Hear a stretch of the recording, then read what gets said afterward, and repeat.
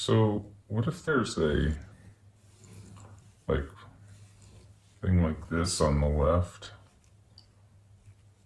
like a black hole, so BH, and it's taking in all this matter down to the singularity, and then like blowing it out.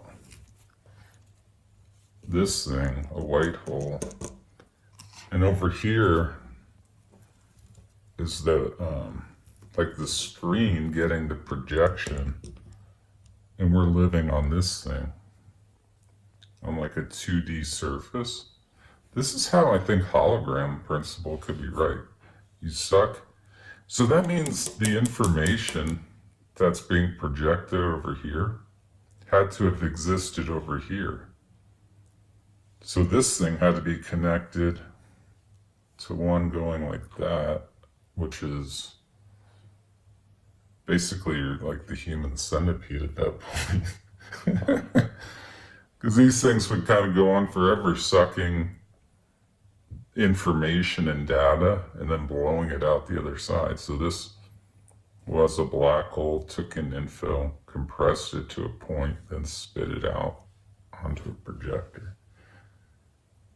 Yeah, and So that's this would still be a white hole, just to be clear. so that still is suggesting that there could definitely be like a holographic universe on the left side, right? It seems easier to have it when you're spitting data out like this than sucking it in. You know? If you're sucking it in here into the black hole. So what I drew over here is a 2D screen, and what I drew over here on the other side is a white hole. So I drew two different things. That was kind of stupid. But I guess both are possible. You could have like a human centipede thing going on here where this was a white hole fed into a black, compressed, fed into a white. Maybe there is a 2D reality somewhere here on the edge of space. These guys keep talking about the edge of space. What's the term they keep using? The boundary? Is that what they keep saying? Mm-hmm.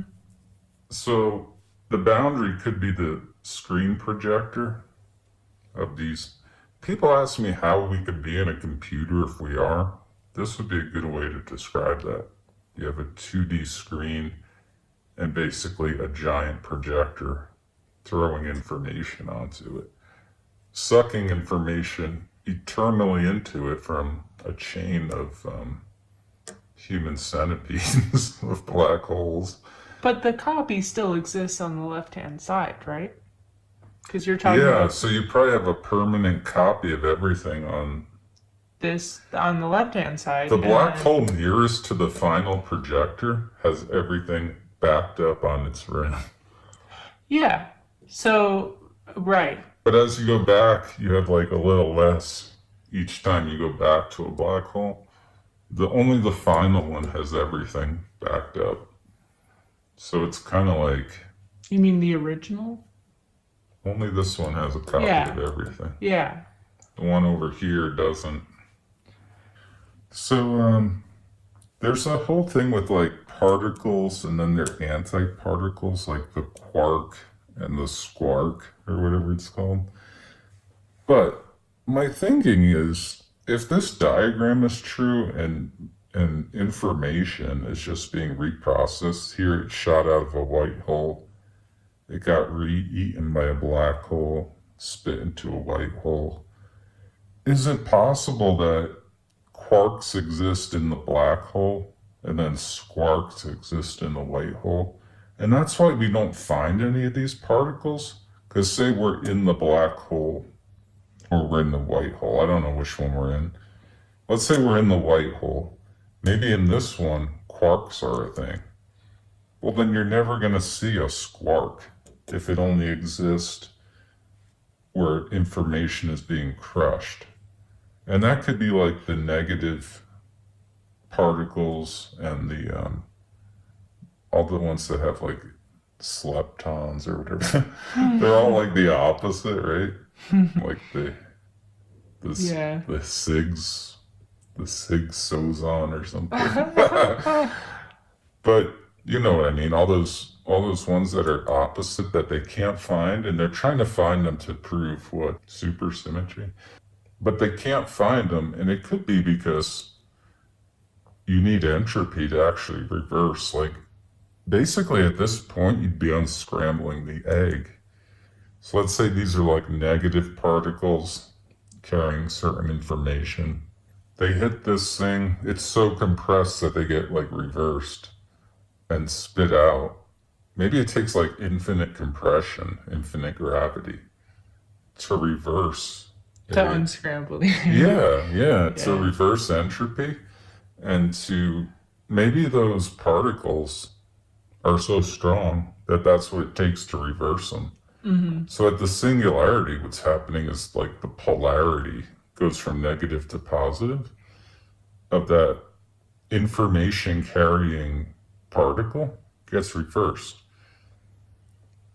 And then it could go through here and like be reassembled, basically, is what's happening. You're unscrambling the egg. So this like yolk in the bowl like Right. goes back in the egg.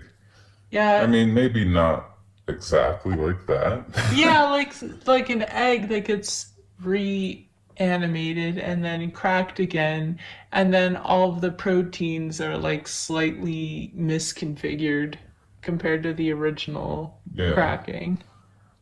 Like, sort of. I don't know if it would be an exact copy of the information that came through here. Like, it could be exactly an egg, but it could be like, it could be that it came to be out of nothing instead of it hatched from a chicken. It could be like that.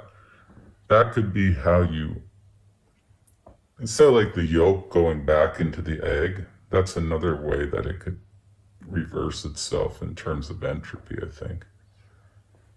So, anyway, the big picture is that this could be why we don't find those negative particles and never will. Like, maybe we will never prove supersymmetry because we really can't, unless we could put like a measuring device through this point and measure if they're over here.